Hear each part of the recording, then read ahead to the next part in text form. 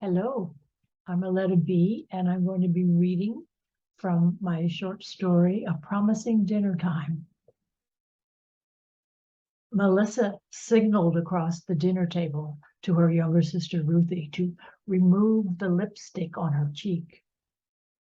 Well, that just reminded Ruthie of their wild, exhilarating climb just before dinner in the dirt pile with the neighborhood boys and the kissing. Melissa could see Ruthie trying to suppress her laughter. Ruthie clamped her mouth shut to prevent a sound coming out, but then water exploded out of her nose onto her plate. Melissa bit the insides of her cheeks, hoping the pain would help her hold her own laughter in. Daddy glared at Ruthie.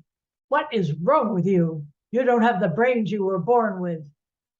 He unbuckled his belt and pulled it out.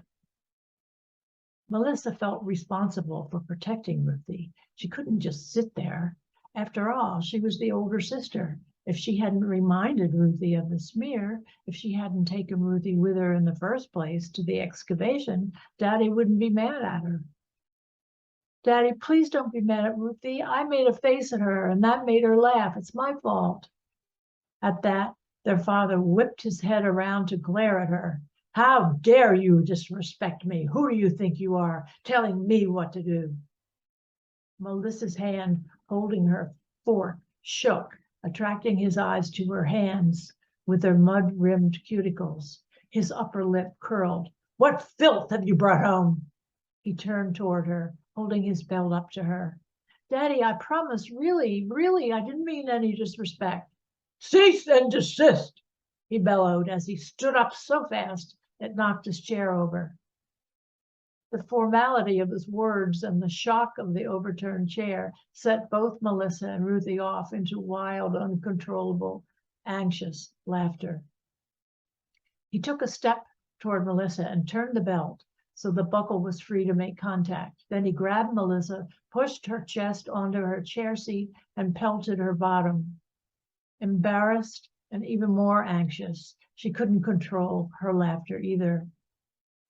Melissa turned her head slightly up and to her left and felt the sweat dripping from his forehead onto her face. Drip, drip, drip.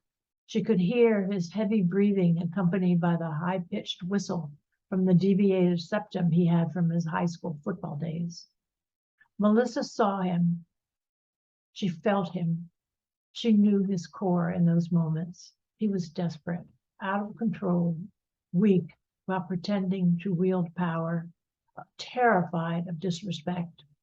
She looked at her mother, who sat at the end of the table, picking at her placemat, silent, disconnected, helpless.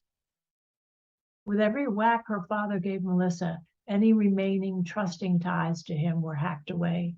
And as her bottom grew numb, her resolve grew even more alive. Thank you for stopping by.